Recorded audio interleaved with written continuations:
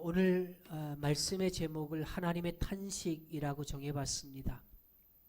하나님이 이 세대를 향해서 이 땅에 서 있는 많은 성도들을 향해서 저와 여러분을 향해서도 마찬가지고 또 안 믿는 사람들을 향해서도 하나님의 탄식 소리를 내뱉습니다. 이 사람을 어찌할꼬. 이 세대를 보시고 안타까워하시는 주님의 안타까운 마음이 고스란히 담겨있는 탄식의 소리. 이 세대를 어찌할꼬. 이 사람을 어찌할꼬. 오늘 이 말씀을 지난 주간에 준비하다가 주님의 마음이 확 느껴지면서 한순간 마무리를 채 못한 채 얼마나 눈물을 흘렸는지 몰라요. 그냥 눈물이 막 쏟아지더라고. 그리고 나서 한참 있다가 겨우 이 말씀을 마무리했습니다. 여러분에게도 오늘 이 말씀, 주님의 마음이 여러분에게도 전달되어졌으면 좋겠습니다. 혹시 기억하실지 모르겠네요. 대도 조세영이라고 하는 사람. 7, 80년대에 사회층 중에서 부유한 사람들의 집을 위주로 털었던 큰 도둑이라고 불려졌던 사람이에요. 이제 지금은 80살이 훌쩍 넘었습니다마는 이 사람이 81세가 되는 2019년에 절도 혐의로 16번째 수감되지요. 이 조세영 씨는요, 한 다세대 주택의 창문을 뜯고 침입해서 현금 6만 원을 훔쳐 달아났다가 CCTV를 통해서 이제 잡히게 됐습니다. 사실 7, 80년대에는요, 고위 공직자나 부유층 위주로 집을 털어요. 그래서 대도라고 하는 별명이 붙었고 어떤 사람들한테는 의적이란 이름도 불려졌어요. 그냥 도둑인데 사람들이 그렇게 부르고 싶었던지도 몰라요. 이 사람이 1982년도에 구속돼서 15년 동안의 수감 생활을 하던 중에 1990년에 예수를 영접합니다. 그리고 심지어는 목사 안수까지 받고 새 출발을 한다고 그렇게 얘기를 했어요. 그러면서 막 선교 활동하러 다니고 이제 강연하러 다니고 간증하러 다니고 막 이랬지요. 근데 이 사람이 2001년에 일본 도쿄에서 이 주택을 털다가 또 걸립니다. 그리고 2011년, 13년, 15년 여러 차례에 걸쳐서 절도 행위를 하고 이제 수감 생활을 계속 이어가는 거예요. 이 사람을 보면서 정말 안타까운 건 뭐냐면 그 입으로 나는 믿음을 가졌다고 얘기한다는 거예요. 얼마나 안타까운지 몰라요. 수많은 강연을 다녔고 간증을 하러 다녔어요. 심지어는 목사 안수까지 받아요. 근데 그 사람의 행적을 보면 그의 믿음과 고백이 진실이었나 의심하게 돼요. 다른 사람을 얘기해서 죄송한데 또 한 사람을 예로 들면 이근환이라는 사람. 무자비하게 고문에다가 고문으로 한 사람의 젊은 청년을 죽게 하지요. 책상을 탁 쳤더니 억 하고 죽더라. 이렇게 진술했어요. 이분도 마찬가지예요. 이근환 씨도 감옥에서 주님을 만났다고 하고 피해자에게 가서 사과 한마디 없이 나는 하나님 앞에서 회개했기 때문에 아무런 죄가 없다고 얘기하면서 간증을 하러 다녔어요. 심지어는 목사 안수까지 받았습니다. 물론 나중에 비난이 심해지니까 목사 안수를 주었던 교단에서 그 안수를 취소합니다. 회개는요, 하나님 앞에서 하는 거 맞아요. 그러나 사람과의 관계 속에서 문제가 생겼던 문제는 그 사람과 푸는 것도 회개의 한 축이에요. 너무 잘못 생각하는 거예요. 이런 분을 보면서 탄식 소리가 저절로 나와요. 이 사람들을 어찌할꼬. 이런 사람이 우리나라에만 있는 건 아니죠. 외국에도 있고 수없이 많아요. 사실 개인적으로 보면 이런 사람들일수록 뛰어난 재능을 가지고 이제 능력을 갖춘 사람들이 더 많더라고요. 문제는 그가 가지고 있는 재능과 능력을 자기의 욕심에 이끌려서 잘못 사용한다는 거죠. 근데 이런 사람들보다 더 원조격인 사람이 오늘 본문에 나와요. 아주 심각한 사람. 그게 바로 가룟 유다라고 하는 사람. 유다라고 하는 이름 어원적으로는요, 찬양이라고 하는 뜻의 좋은 이름입니다. 유대인들은 이 유다라는 이름을 참 많이 사용했어요. 너무 좋은 이름이니까. 유대인이라고 하는 말도 사실 이제 이스라엘인 야곱의 아들인 유다의 자손이라고 하는 의미가 있잖아요. 예수님도 유다 자손 중에서 태어나셨어요. 육신적으로. 그만큼 이 유다라고 하는 이름은 이스라엘 백성들이 선호하는 이름이에요. 나도 우리 애가 태어나면 유다라는 이름을 지어줘야지, 이렇게 생각할 만큼 좋은 이름이에요.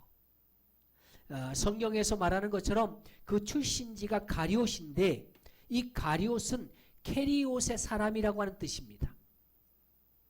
가룟 유다는 가룟 시몬의 아들이에요. 그리고 주님이 택한 12명의 사도들 중에 한 사람이에요. 그런데 그 가룟 유다가 예수님을 은 30에 팔아요. 이름도 참 좋은 이름이고, 또 예수님께서 고민하며 고심하며 기도를 밤새워 기도하신 후에 택하신 12명의 사도 중에 들어갔던 이 사람이 예수님을 팔더라고. 그래서 그런지 모르지만 다른 제자들에 대한 기록보다도 이 가룟 유다에 대한 기록은 그렇게 많지 않아요. 그냥 출신과 이름만 가지고 이 사람이 어떤 성향인지를 그냥 예측하고 추측할 뿐이죠. 근데 그 이름과 이제 그의 출생 배경을 통해서 그 사람이 왜 배반할 수밖에 없었는지를 이제 예측하고 설명하는 사람들이 있는데요. 그 많은 의견들 중에 좀 공감이 되는 경우는 어떤 경우냐면, 가룟이라고 하는 말 자체가 거짓말쟁이, 위선자를 뜻하는 세케르라고 하는 아람어를 어근으로 한다는 거예요. 그래서 가룟 유다는 처음부터 그렇게 태어난 사람이라는 거죠. 나중에 이 가룟 유다의 행적을 보면 그 말에 일리가 있어요. 예수님이 그럼에도 불구하고 예수님이 이 사람을 제자로 부르셨는데, 예수님은 이미 다 아셨다고 성경은 말씀하거든요. 그런데 왜 부르셨을까요? 이 사람을 어찌할 거라고 하는 말에 예수님의 마음이 이런 해답이 숨겨져 있는데, 비록 이런 사람이라고 할지라도 이 사람을 새롭게 하려고 하는 주님의 마음이 담겨져 있다, 저는 그렇게 해석을 했어요. 이 사람을 어찌할꼬? 예수님의 이런 생각이 가장 잘 드러난, 분명하게 드러난 구절이 오늘 본문으로 읽고 있는 마태복음 26장에서 24절에 있는 말씀이에요. 24절 말씀을 같이 한번 읽어보겠습니다. 24절입니다. 시작. 인자는 자기에 대하여 기록된 대로 가거니와 인자를 파는 그 사람에게는 화가 있으리로다. 그 사람은 차라리 태어나지 아니하였더라면 제게 좋을 뻔하였느니라. 아멘. 여기서 말씀에서 뭐라고 얘기냐면, 인자는, 다시 말해서 예수는 자기에 대하여 기록된 대로 가거니와 그랬어요. 무슨 얘기예요? 예수님은 말씀대로 이 땅에 오셨다가 말씀대로 이제 행하시고 사역을 하시다가 죽으시고 부활하시고 승천하셨다가 다시 오신다는. 예수님은요, 말씀대로 십자가의 길, 진리의 길을 가시는 거예요. 이미 이런 가룟 유다가 팔기 이전부터, 이런 사건이 팔고자 하는 마음을 갖기 이전부터 바리새인들과 제사장 무리들이 예수를 어떻게 죽일까 모의했다는 거죠. 가룟 유다가 예수님을 팔지 않아도 어차피 예수님은 바리새인들과 제사장 무리에 의해서 그렇게 될 것이라는 거예요. 그런데 그 중간에 가룟 유다가 쑥 들어와요. 그래서 예수님의 탄식이 나옵니다. 이 사람을 어찌할꼬. 이 탄식 안에 담긴 의미를 우리가 되새기면서 우리가 함께 은혜를 나누고자 하는데, 먼저 이제 하나님의 이런 탄식은 마귀에게 사로잡힌 사람을 향한 탄식이었습니다. 누가복음 16장 12절과 13절에 보면 예수님이 제자들을 굉장히 신중하게 선택을 해요. 제가 조금 아까도 말씀을 드렸는데 보니까 이때에 예수께서 기도하러 산으로 가사 밤이 새도록 이 하나님께 기도하시고 그랬어요. 그리고 나서 13절에 보면 밝음에 그 제자들을 부르사 그 중에서 12를 택하여 사도라 칭하셨으니 그랬어요. 사도를 뽑는데 밤이 새도록 기도하시고 뽑으셨다는 거예요. 근데 이게 요한복음 6장 70절과 71절에 보면요, 예수님은 처음부터 가룟 유다가 문제가 있는 사람임을 아셨다는 거예요. 그런데 예수님은 이런 사실을 이미 아시면서도 왜 굳이 가룟 유다를 뽑으셨을까? 그 이유를 성경을 통해서 알 수가 있는데요. 누가복음 5장 32절에 보면 주님이 뭐라고 얘기하냐면 내가 의인을 부르러 온 것이 아니요 누구를 불러 회개케 하러 오셨다 그랬어요? 죄인을 불러 회개케 하러 오셨다는 거예요. 죄인을 부르기 위해서. 주님은요, 아무리 흉악한 죄를 지은 죄인이라도 그들조차도 불러서 회개케 하고 천국 백성 삼으려고 오셨습니다. 우리는 사람 선택해서 교회로 끌어들이려고 해요. 이 사람은 이래서 교회 오면 안 돼. 이런 사람은 우리 교회는 적합하지 않아. 구별해. 아니에요. 어떤 사람도 교회는 거부하면 안 돼요. 누구라도 교회에서 내보낼 수 없습니다. 주님 앞에 회개하고 주를 믿고자 하는 모든 사람들은 교회는 다 품어야 돼요. 예수님께서 이 가룟 유다를 선택하신 것 역시 이 가룟 유다가 다른 제자들처럼 하나님을 위해서 쓰임받기를 원하는 마음이 더 컸던 것 같아요. 그래서 그에게 기회를 주신 거죠. 그가 최후에 비록 자신을 배반할 것이라는 것을 알고 있었다고 할지라도 그 중간에 계속 말씀을 통해서 기적을 보이시면서 능력을 주시면서까지 그가 회개해서 돌이킬 수 있도록 계속해서 기회를 주시는 거예요. 그런데 가룟 유다는 돌아서질 않아요. 악한 영에게서 벗어나려고 마음을 쓰지 않습니다. 스스로 욕심을 키워서 마귀가 활동하기 좋은 마음밭을 만들어버리는 거예요. 마치 누가복음 11장에 나오는 어리석은 사람과 같아요. 주님의 탄식은 바로 이런 가룟 유다를 보고 탄식하시는 거예요. 두 번째 탄식은 하나님보다 자기 욕심에 이끌리는 사람을 향한 탄식입니다. 마태복음 10장 1절이나 누가복음 9장 1절에 보면 12제자 모두에게 귀신 쫓아내는 능력을 주셨어요.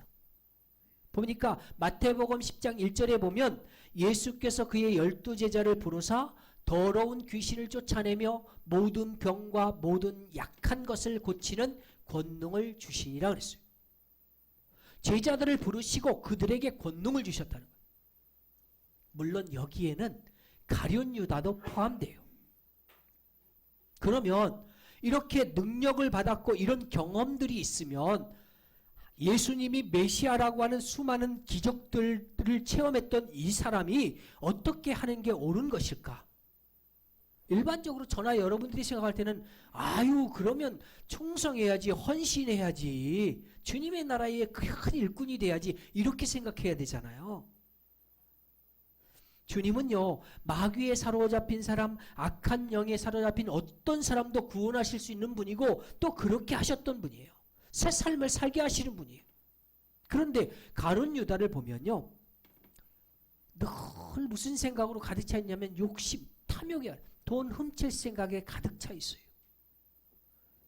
한 번은 예수님이 이제 제자들과 함께 있는 자리에 한 여인이 찾아와서 예수님을 진심으로 사랑하는 마음을 담아서 이제 귀한 옥합 향유를 이제 그 예수님의 발에 붓고 머리로 그의 발을 씻겨드리는 사건이 있어요. 그때에 가룟 유다가 화를 내지요. 발끈해요. 아니 이 귀한 향유를 어찌 300데나리온에 팔아서 가난한 자들과 나누지 않느냐는 거예요. 그런데 그의 말은 거짓이었다는 거죠. 성경이 그걸 증언해요. 요한복음 12장 6절에 그것이 나옵니다.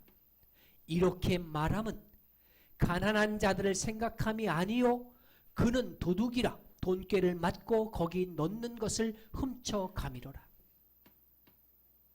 이런 가룟 유다를 보면서 예수님이 부드럽게 계속해서 말씀으로 이제 그에게 충고하고 있는 건데 가룟 유다는 오히려 발끈해요.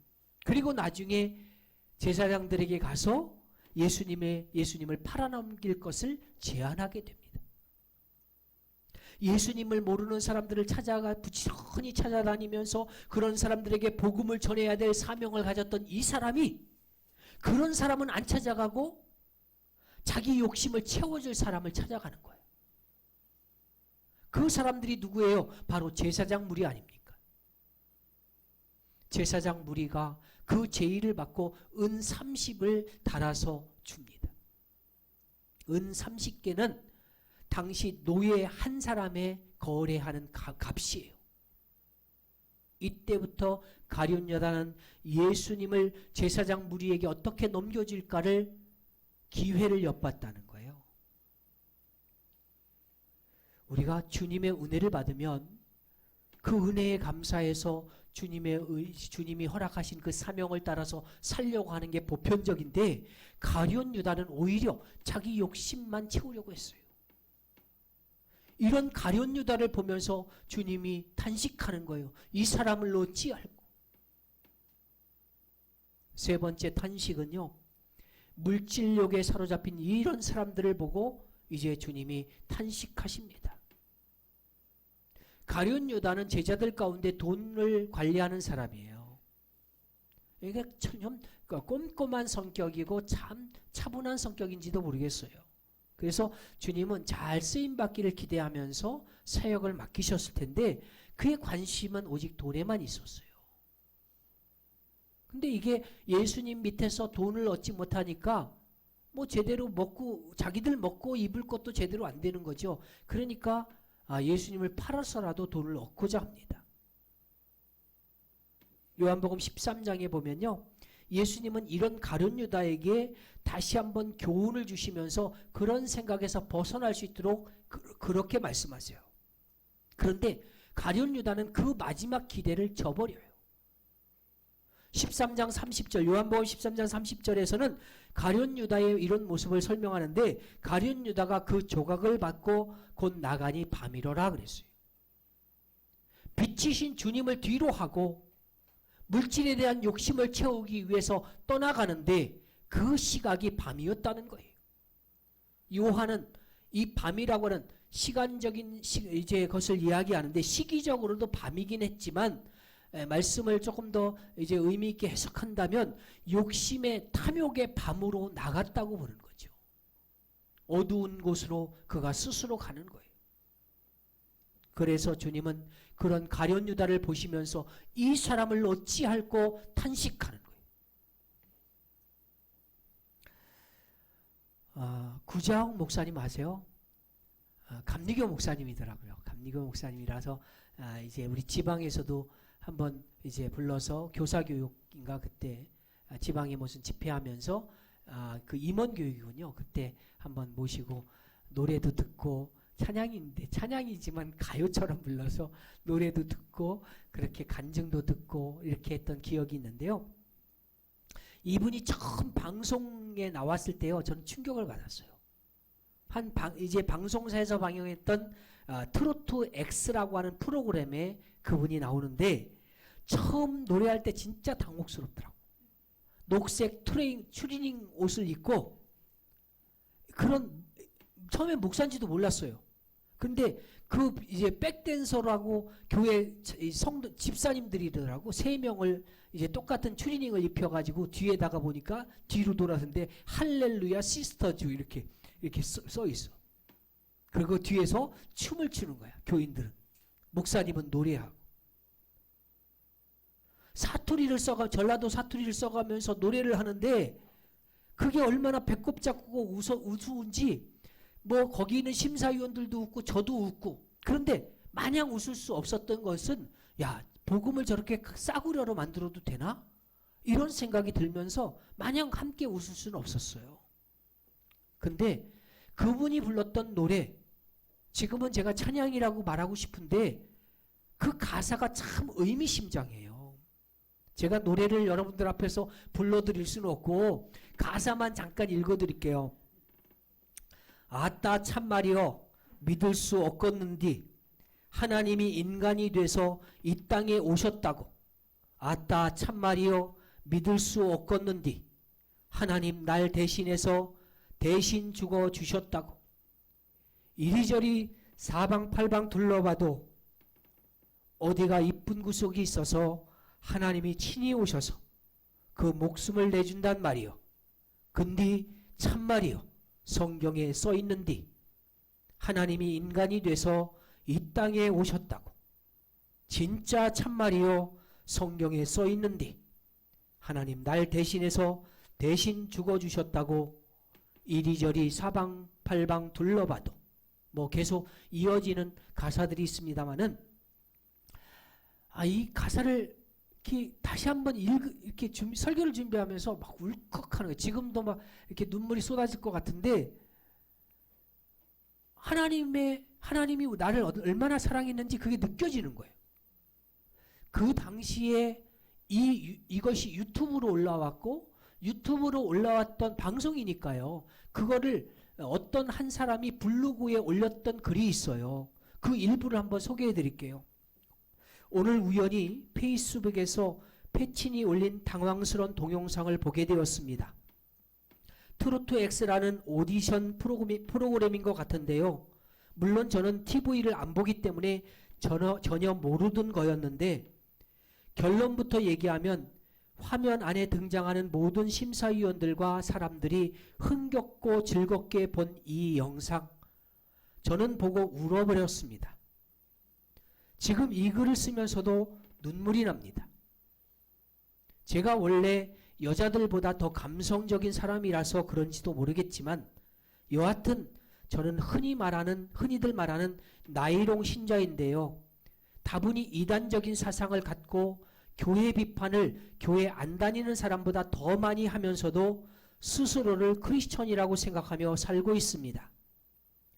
저는 지금도 교회 예배처럼 지루한 것이 없다고 생각할 정도로 주일 예배가 별로인 크리스천입니다. 성가대의 찬양은 지루함의 백미라고 생각되며 저랑 다른 가치관과 교리를 가지신 목사님의 설교는 그저 헛소리일 뿐입니다. 저는 저만의 가치관, 저만의 신앙관을 가지고 그저 교회는 의리로 다니고 있는 그런 사람인데요. 저는 복음에 대한 입장도 굉장히 파격적이어서 한마디로 예수쟁이라고 불릴 수 없는 사람입니다. 기독교라고 부르는 개신교는 복음주의에 기반을 두고 있습니다. 복음이란 예수님이 사람으로 오셔서 세상의 죄를 대신해서 죽으셨다는 인류 역사의 유일한 신앙 교리입니다. 일반적으로 신은 언제나 숭배받는 입장이지 낮아지는 대상이 아니었습니다. 그러나 예수님은 하나님이면서도 피조물로 오셔서 피조물에게 죽임을 당하신 유일한 신입니다. 그리고 우리를 위해 죽으신 예수님의 존재와 사랑을 믿으면 죄에서 구원을 받고 영원한 생명을 얻는다는 이 심플한 가치체계가 복음입니다. 저는 이 복음에 대해 시니컬했습니다.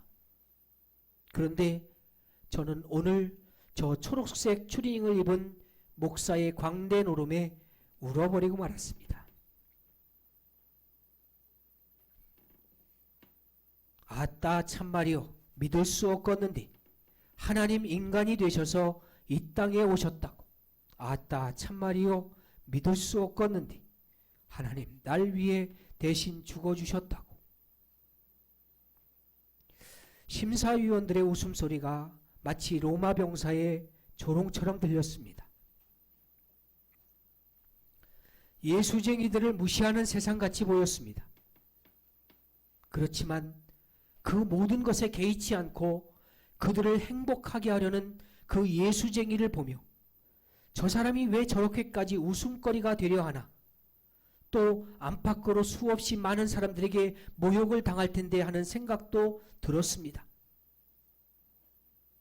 저 목사님은 개신교의 유일무이한 단 하나의 이야기를 노래합니다.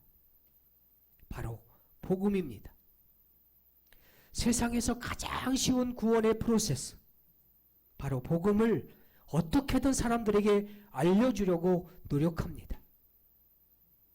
사람들의 비웃음거리와 조롱거리가 되어도 괜찮으니까 제발 이 복음만 들어봐 줘라고 그분은 말하고 있었습니다.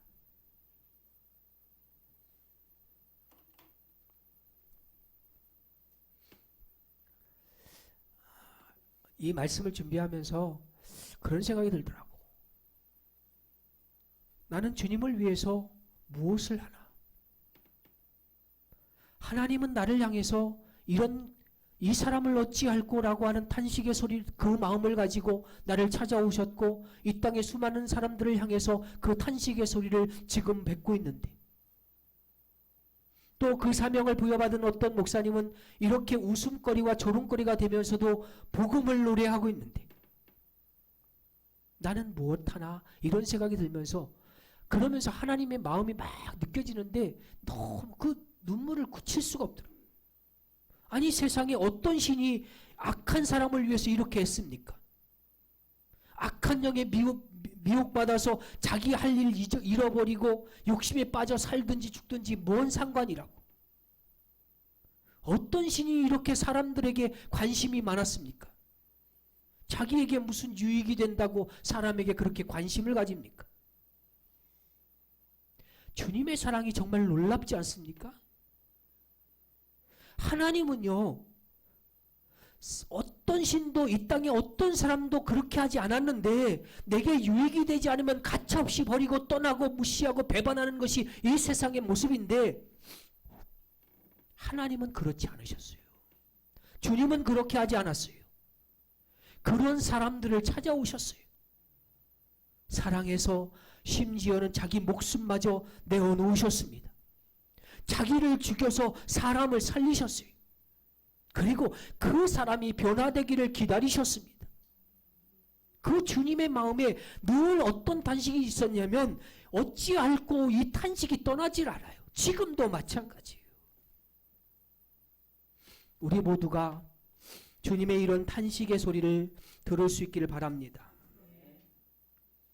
여러분들을 향한 탄식의 소리, 또한 믿지 않아 지옥으로 가는 가룟 유다와 같은 불신자들을 보고 여전히 탄식하시는 주님의 탄식 소리가 여러분의 탄식 소리로 바뀌어지기를 바랍니다. 오늘 이 마음이 나를 구원하신 주님을 깊이 십자가를 묵상하는 시간이 되길 바라고, 이 마음을 통해서 또 다른 복음을 증거하는 전도자로 수염받는 귀한 아침 되기를 주의 이름으로 축원합니다. 아멘.